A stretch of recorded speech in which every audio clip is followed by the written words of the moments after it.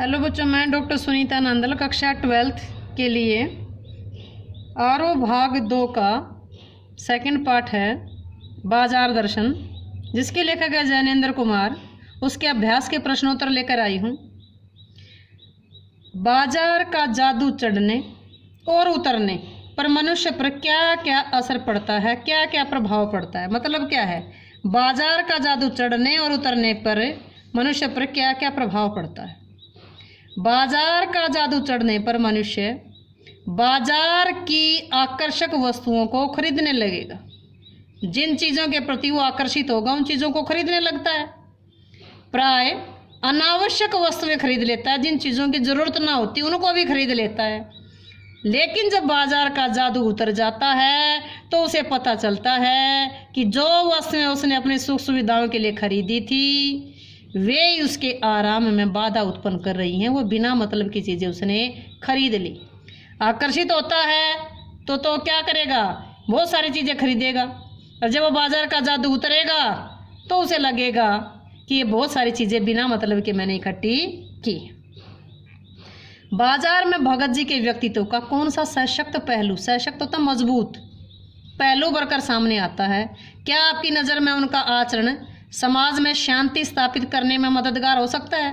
किसका आचरण? भगत जी का। भगत जी की कहानी आपने पढ़ी होगी।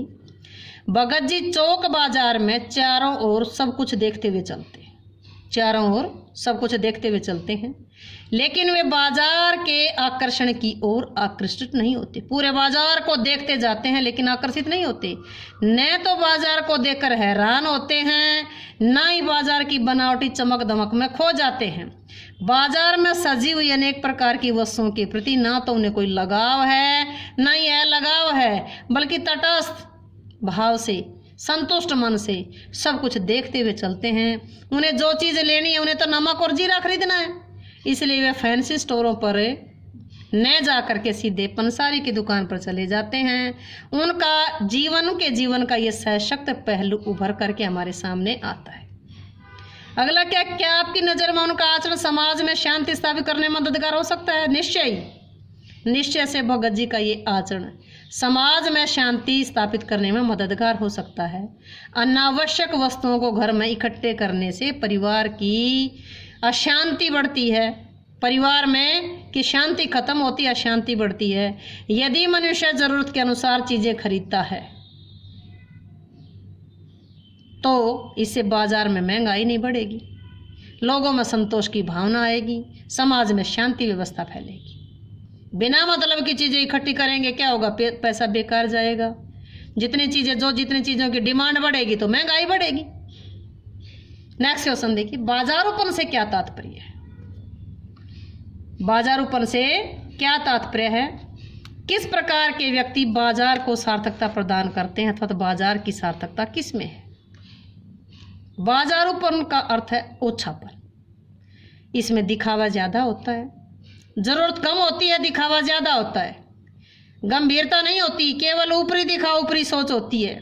जिन लोगों में बाजारूपन होता है, दिखावा ज़्यादा होता है, बाजार को निरर्थक बना देते हैं, उसके महत्व को घटा देते हैं। क्योंकि बाजारूपन का मतलब क्या है? ओछापन। दिखावा ज़्यादा होता है, ज़रूरत बहुत कम होती है, ऊपरी सोच होती है। जिन लोगों में बाजारूपन होता है बाजार को निरर्थक बना देते हैं। लेकिन जो लोग आवश्यकता के अनुसार बाजार से चीज़ें खरीदते हैं वो बाजार को सार्थकता प्रदान करते हैं। ऐसे लोगों के कारण बाजार में केवल वही वस्तुएं बेची जाती हैं जिनकी लोगों को आवश्यकता होती है।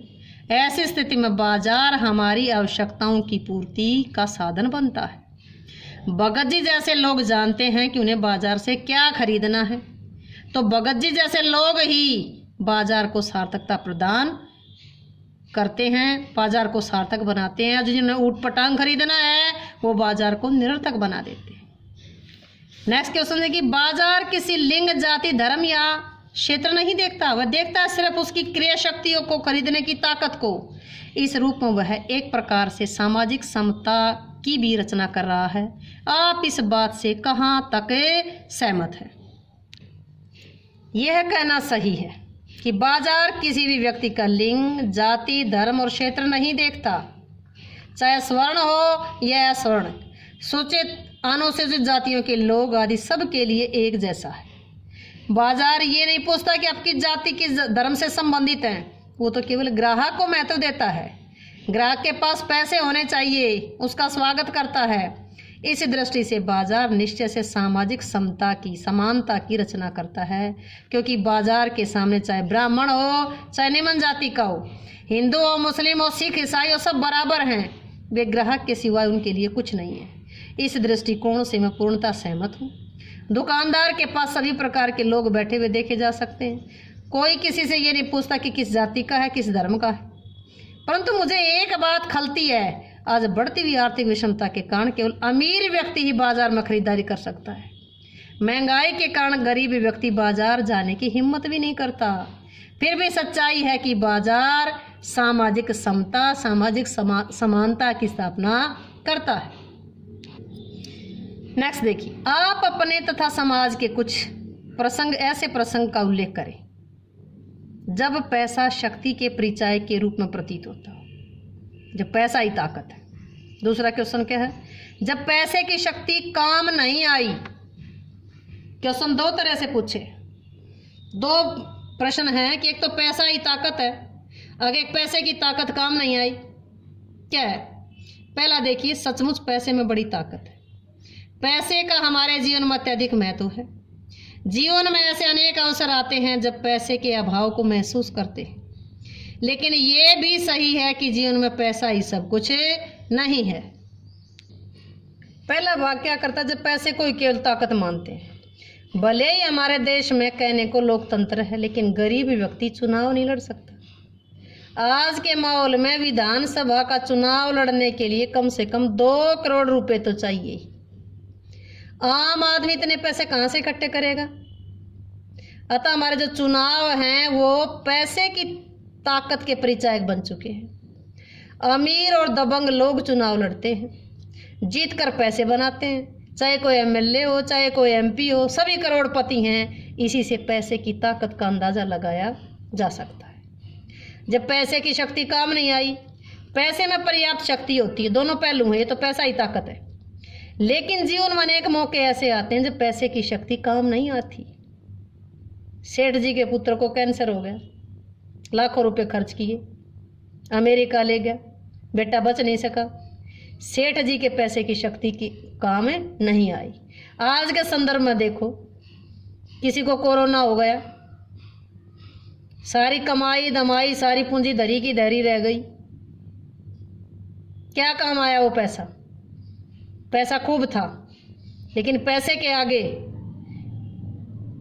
पता ही ना चला कब जीवन की सांसों की डोर टूट गई।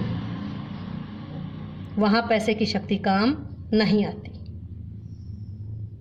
तो ये 2 उदाहरण थे, यहाँ पैसा ही ताकत है और यह पैसे की शक्ति काम नहीं आती।